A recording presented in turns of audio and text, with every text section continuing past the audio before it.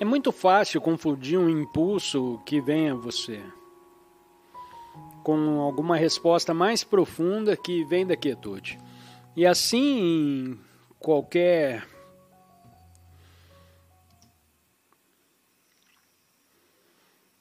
processo de tomada de decisão, você tem basicamente dois fatores. Bem, a maioria das pessoas tem. Você tem a informação que está disponível para você e, portanto, certifique-se de ter as informações, de todos os fatos de que precisa. Às vezes, antes de tomar uma decisão, você pode ter alguns fatos e, às vezes, esses fatos podem não ser suficientes. Então, você se interioriza e vê que perguntas pode fazer para extrair mais fatos ou informações de quem for capaz de lhe dar essas informações. Estou falando de termos muito gerais, esteja você no negócio ou onde quer que esteja, ou alguma decisão pessoal que você precisa chegar em um nível, os fatos precisam ser examinados. Então, qual é a situação? E às vezes os fatos não são claros o suficiente, ou você não está ciente o suficiente. Você fica quieto e vê que perguntas pode fazer. Alguém pode fornecer fatos mais detalhados. Mas para fazer a pergunta certa, você já precisa de um momento de silêncio. Você pode não obter uma resposta imediatamente por meio da quietude. O primeiro passo quando você fica alerta e imóvel é outra questão. O que é muito importante no processo de tomada de decisão não é chegar a uma decisão, mas fazer a pergunta certa que pode extrair o que você precisa para chegar a uma decisão. E para fazer a pergunta certa é preciso que haja uma quietude alerta por um momento. E nessa quietude alerta, você meio que escuta interiormente. E aí vem uma pergunta. Quando alguém me liga e diz: ei, recebemos esta ou aquela oferta, alguém quer que você faça isso, alguém quer que você faça aquela entrevista, alguém quer que você faça aquele outro. E muitas vezes eu não digo imediatamente sim ou não. Normalmente eu faço algumas perguntas, além das informações que eles me dão. Bem, e quanto a isso, aquilo e aquele outro? Então eles ligam de novo, então eu sei um pouco mais. E às vezes, com base nas informações factuais, você já sabe se quer fazer ou não. Você sabe mais facilmente que não quer fazer uma determinada coisa, apenas olhando para os fatos. Mas pode ser que você tenha todos os fatos e ainda não esteja claro qual é a causa certa para a ação. Então você esgotou o momento de fazer mais perguntas, provavelmente, a menos que algo mais venha até você. E geralmente é uma questão de ficar quieto. E essa é a dimensão adicionada ao processo de tomada de decisão. Funciona junto com a observação do conhecimento que você tem na mente, conhecimento conceitual, conhecimento factual. Funciona em conjunto com um conhecimento intuitivo mais profundo. E você une os dois. Não é apenas um intuitivo e você desconsidera completamente os fatos. Portanto, mesmo trazendo sua ex-namorada, o que é uma coisa relativamente simples, talvez houvesse um impulso de que, alguma crença de que você deveria obedecer a seus impulsos agora e simplesmente fazer, mas você não fez. Você também tem algum conhecimento em mente sobre que tipo de pessoa ela é. Como era seu relacionamento, como terminou, como ela pode reagir. Esses são fatores que você também considera. É uma coisa sábia a se fazer. Apenas no nível do pensamento, você pensa sobre isso. E então se interioriza e fica quieto. Um impulso para fazer algo não vem necessariamente do nível mais profundo. Pode ser um impulso emocional, pode ser um impulso criado pelo ego, para se ver como muito espiritual, que você se reconecte com ela. E pode vir de muitos diferentes níveis. Além disso, é bom negociar. Às vezes, nesse caso em que não é necessário uma ação imediata, se demorar um pouco, pode ser bom. Espere um dia e veja se no dia seguinte ainda sente o mesmo, ou no outro dia. Porque nesse caso, por exemplo, não é necessário uma ação imediata. Portanto, muitas vezes é útil saber se algo é real. Se vem do nível mais profundo, dê um tempo. Se ainda estiver lá ou na próxima semana, é mais provável que seja verdade e venha do nível mais profundo, do que um impulso que pode se dissolver muito rapidamente. Um impulso me ocorreu há muitos anos, como já contei em várias ocasiões.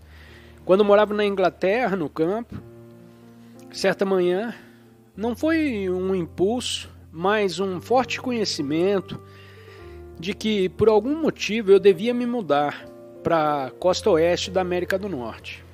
Mas eu não sabia o porquê. Mas não peguei imediatamente o telefone, fiz uma reserva e vendi tudo que eu tinha. Eu esperei. E os dias se passaram e aquilo ainda estava lá. Várias semanas se passaram e aquilo ainda estava lá. Aí eu não consegui. Eu sabia que tinha que fazer isso. Não foi um impulso temporário ou uma ideia que me veio à mente. Veio de um nível muito mais profundo. Se eu não tivesse obedecido, provavelmente eu teria adoecido. Ou algo teria dado muito errado, pois não teria ido naquele fluxo mais profundo, onde o universo queria me mover. Portanto, se houver tempo, dê tempo ao tempo. E se algo ainda estiver lá depois de alguns dias ou mesmo de algumas semanas, provavelmente vem do nível mais profundo. Então, em muitos casos, é uma questão de equilibrar o conhecimento dos fatos e ir além do conhecimento factual. E, novamente, para repetir, às vezes o conhecimento factual é tudo do que você precisa. E fica imediatamente muito claro, apenas olhando para os fatos, que isso, por exemplo, não é viável. Outras vezes a mente pode criar prematuramente a ideia de que isso não pode ser feito, porque ninguém fez isso antes e pode dar errado. Portanto, não tenha muita certeza de que, quando a mente diz não, você realmente precisa ser muito claro. Se você não está totalmente claro, vá para dentro.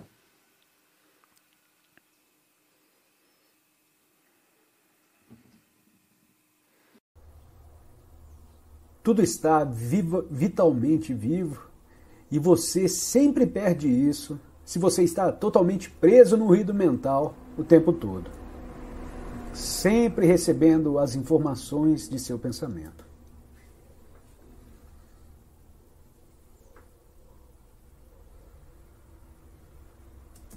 Informações, informações, informações te iludem do presente.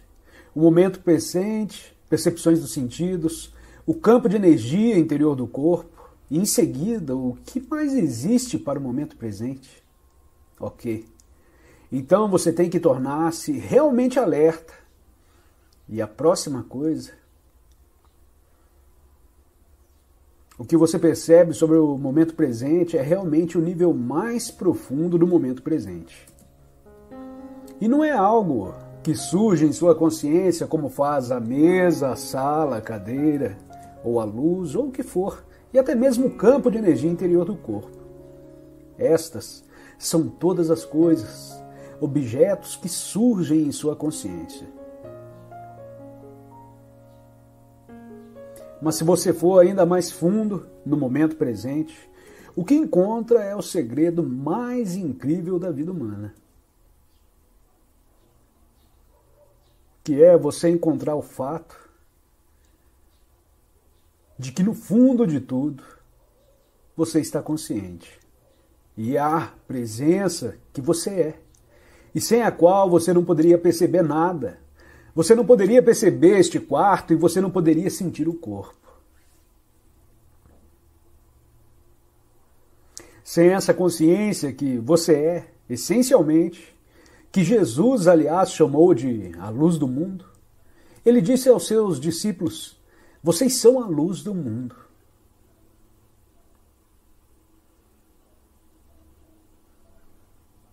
E esses discípulos não eram pessoas especiais. Eles eram pescadores. Então, certamente, ele não estava dizendo a eles que eles eram pessoas muito importantes. Pessoas VIPs. Eles eram o oposto de VIPs. E, no entanto, ele disse: você é a luz do mundo. E é assim que você descobre, de repente, que essencialmente, no nível mais essencial, a essência de quem você é a consciência. Mas a consciência não é algo que você possa dizer: ah, ali está. Porque a consciência não pode se tornar um objeto para si mesma. É o eterno sujeito. O eu sou o que sou do Antigo Testamento. Quando Deus é pedido por seu nome, Deus diz: eu sou o que sou.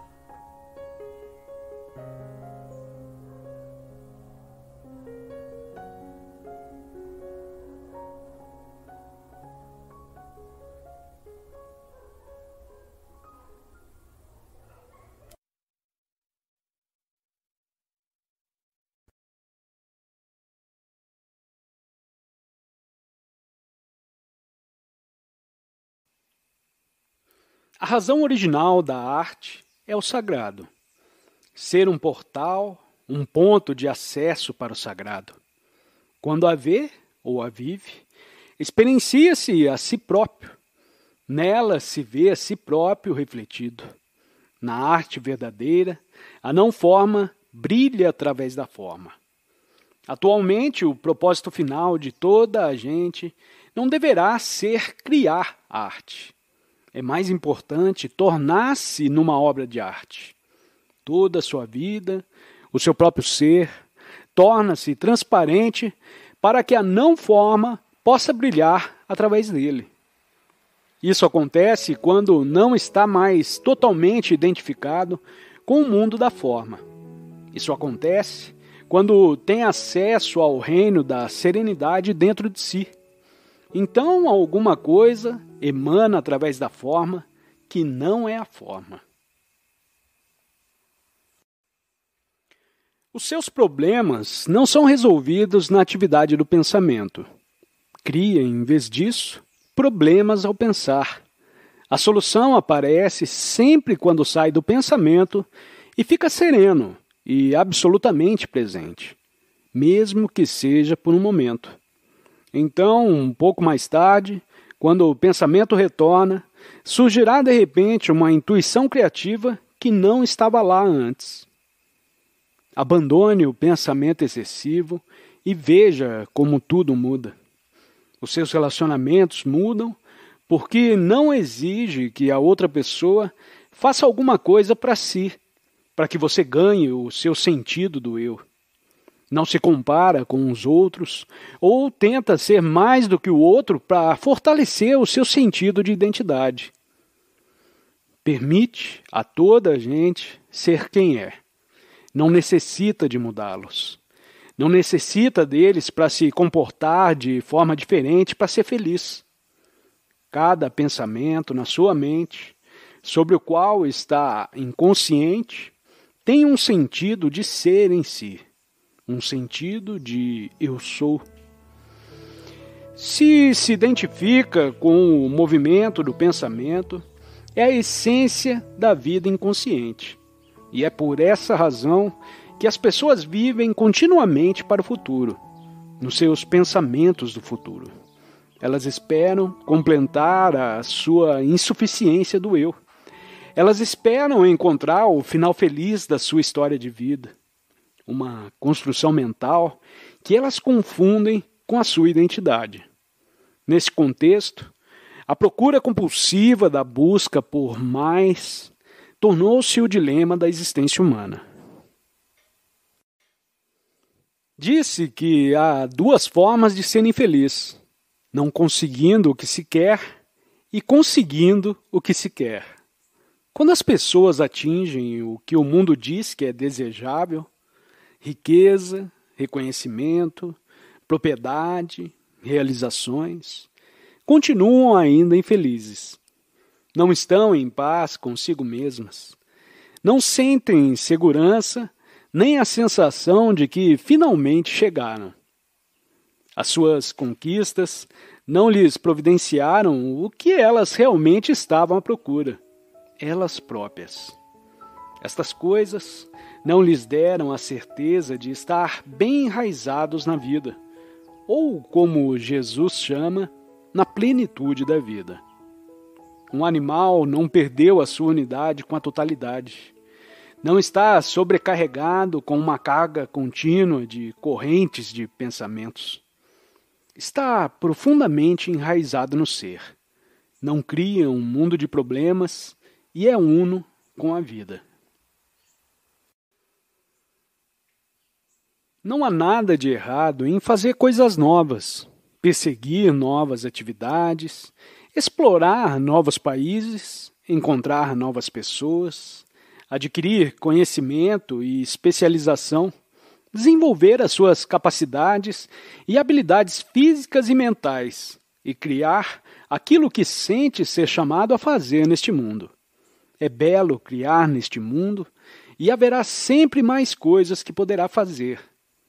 Agora, a questão é: está a olhar para si mesmo naquilo que faz?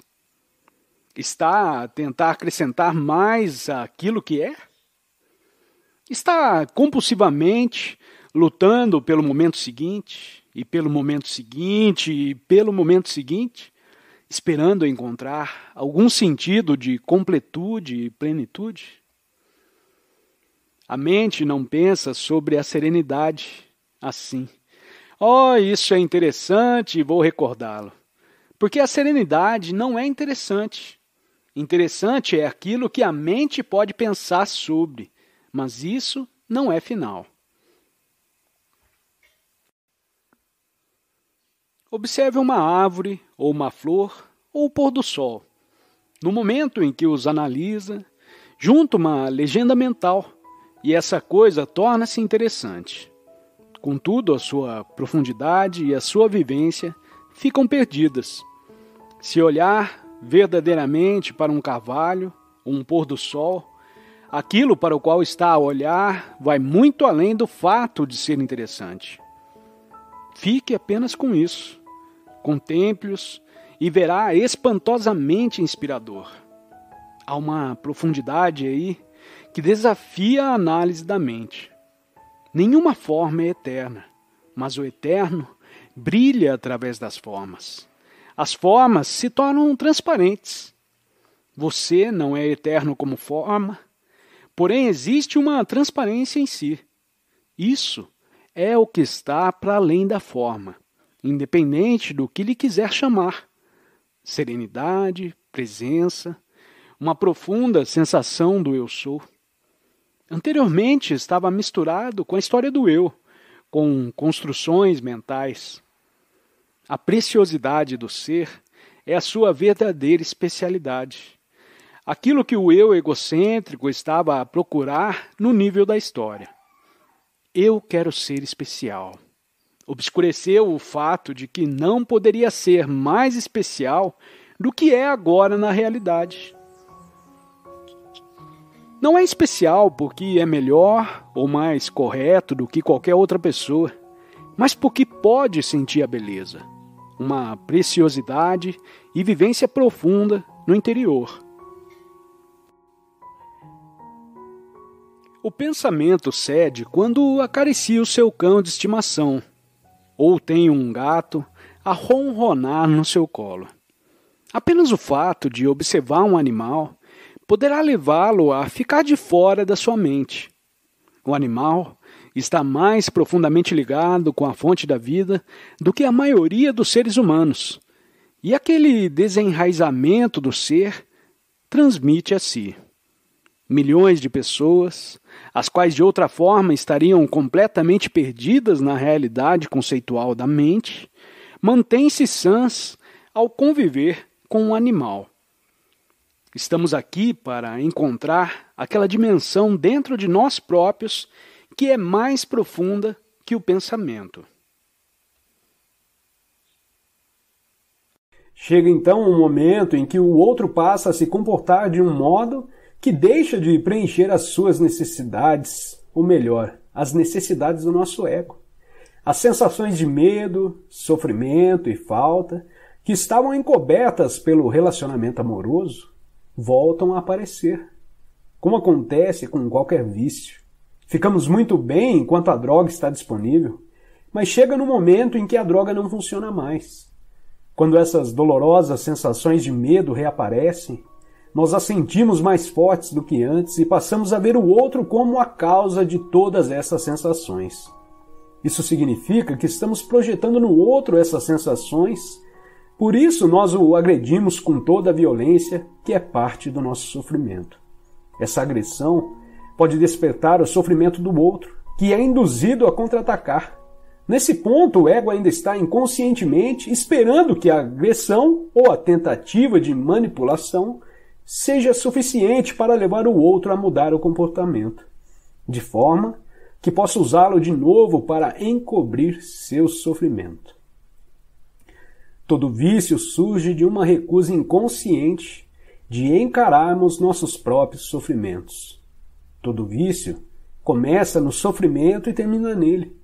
Qualquer que seja o vício, álcool, comida, drogas legais ou ilegais, ou mesmo uma pessoa, ele é um meio que usamos para encobrir o sofrimento. Essa é a razão por que, passada a euforia inicial, existe tanta infelicidade, tanto sofrimento nos relacionamentos íntimos. Eles não causam o sofrimento e a infelicidade, eles atrasem a superfície. O sofrimento e a infelicidade que já estão dentro de nós. Todo vício faz isso. Todo vício chega a um ponto em que já não funciona mais para nós e então sentimos o sofrimento mais forte do que nunca. Essa é uma razão pela qual muitas pessoas estão sempre tentando escapar do momento presente e buscando algum tipo de salvação no futuro. A primeira coisa que devem encontrar, caso focalizem a atenção no agora, é o próprio sofrimento que carregam, e é isso que mais temem. Se ao menos soubessem como no agora, é fácil acessar o poder da presença que dissolve o passado e o sofrimento. Se ao menos soubessem como estão perto da própria realidade, como estão perto de Deus, evitar se relacionar com uma tentativa de evitar o sofrimento também não é a resposta. O sofrimento está lá de qualquer jeito. 3 relacionamentos infelizes em alguns anos têm mais probabilidades de forçar você a acordar do que 3 anos em uma ilha deserta ou trancafiado em seu quarto. Mas se você pudesse colocar uma presença intensa em sua solidão, isso também funcionaria para você. Mais um tapinha de pelica, maravilhoso. Vou te falar, viu? É bem como ele falou, e essa questão de vício não é nem questão da gente... É uma questão de vício, sim, mas não é nem questão de álcool, drogas, como que ele falou, mas qualquer coisa, né? É incrível como a gente tenta fugir do tédio, do sofrimento, né? O tédio não deixa de ser um sofrimento, a gente se sente incomodado, né? Você quer sair daquele estado, você fala, nossa, mas eu tô perdendo meu tempo aqui, eu tô parado, eu não tô fazendo nada, blá, blá, blá. Em vez da gente se conectar com o nada nesse momento, aproveitar essa circunstância para se conectar um pouquinho mais com esse estado, né, com essa ponte que nos liga o poder do infinito aí, e a gente não quer fugir. Toda vez a gente quer fugir. A gente imagina que abandonar essa conexão com o mundo exterior é puro sofrimento, né? Ai, pai. Mas faz parte. Vamos que vamos. Valeu, tchau, tchau. Você não está fingindo nada. Só está permitindo uma coisa ser como é. Apenas isso. Essa permissão para ser nos transporta para além da mente, com seus padrões de resistência que geram as polaridades positiva e negativa. É um aspecto fundamental do perdão. Perdoar o presente é até mais importante do que perdoar o passado. Se perdoarmos cada momento, se permitirmos que ele seja como é, não haverá nenhum acúmulo de ressentimento a ser perdoado mais tarde. Lembre-se de que não estamos aqui tratando de felicidade. Por exemplo, quando a pessoa amada acabou de morrer, ou se sentimos a nossa própria morte se aproximar, não podemos nos sentir felizes. É impossível. Mas podemos estar em paz. Pode até haver tristeza e lágrimas, mas se deixarmos de resistir, conseguiremos perceber uma profunda serenidade por baixo da tristeza, uma calma, uma presença sagrada. Isso é a emanação do ser, isso é a paz interior, o bem que não tem opositores. Uma vez de sermos dominados por um velho padrão relativo, governados pelo eu ficcional, que afirma que isso não se encaixa em nossa história. Posso ajustar isso a mim. Isso não completa a minha história. Nada a ver, nem deveria estar aqui na minha história. Desapareça. Muitas pessoas são como histórias ambulantes. Contra outras pessoas, não querem estar com elas. Pedem a elas que saiam de suas histórias. Quero outra pessoa no seu lugar. E repetindo, quando damos um passo além, saindo do movimento do pensamento, a quietude e a paz surgem e nos harmonizamos com o que seja presente. Isso é tudo, ficamos em harmonia com o que existe. Não importa que forma tenha.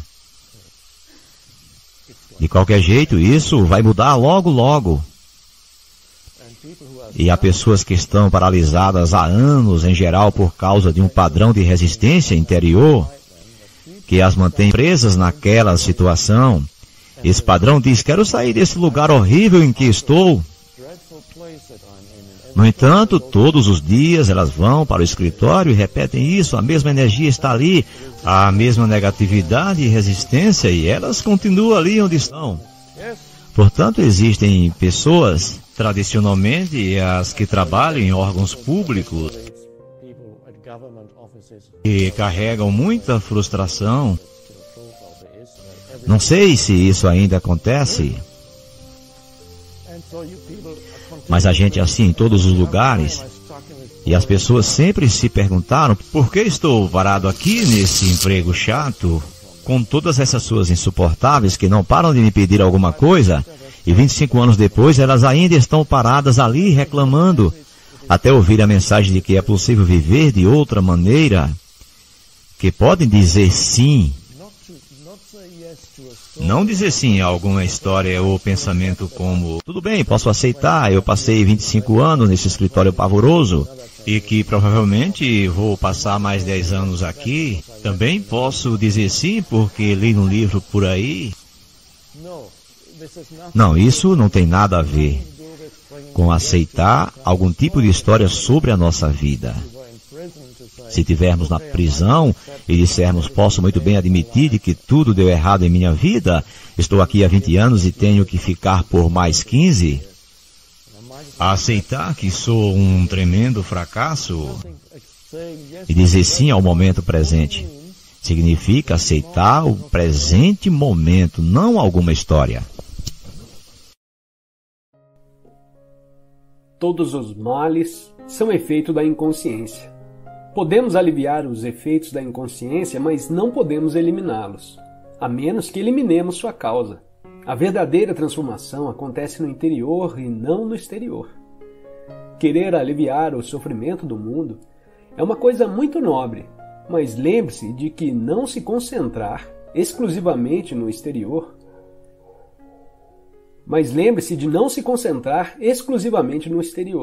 Do contrário, você vai sentir frustração e desespero. Sem uma profunda mudança na consciência humana, o sofrimento é um buraco sem fundo. Portanto, não permita que a sua compaixão se torne unilateral. A empatia com o sofrimento do outro e o desejo de ajudar devem ser equilibrados com uma profunda percepção da natureza eterna de todas as coisas e com a consciência do aspecto ilusório de todos os sofrimentos. Permita que a sua paz inunde tudo o que você fizer e estará atuando sobre o efeito e a causa ao mesmo tempo. Se quiser impedir que os seres humanos destruam uns aos outros e acabem com o planeta, lembre-se de que assim como não consegue combater a escuridão, você também não pode combater a inconsciência. Se tentar fazer isso, a oposição polar vai se tornar fortalecida e mais profundamente arraigada. Você vai se identificar com uma das polaridades, vai criar um inimigo e será conduzido ao seu interior inconsciente. Eleve a consciência ao disseminar a informação, ou melhor, pratique a resistência passiva. Mas tenha certeza de que você não carrega nenhuma resistência interior, nenhum ódio, nenhuma negatividade. Ame os seus inimigos, disse Jesus, o que obviamente significa não tem inimigos. Uma vez que você se envolva em atuar no nível do efeito, é muito fácil se perder dentro dele. Fique alerta e muito presente. A causa tem de permanecer o seu foco inicial, o ensinamento da iluminação, o seu propósito principal e a paz, o seu mais precioso presente para o mundo.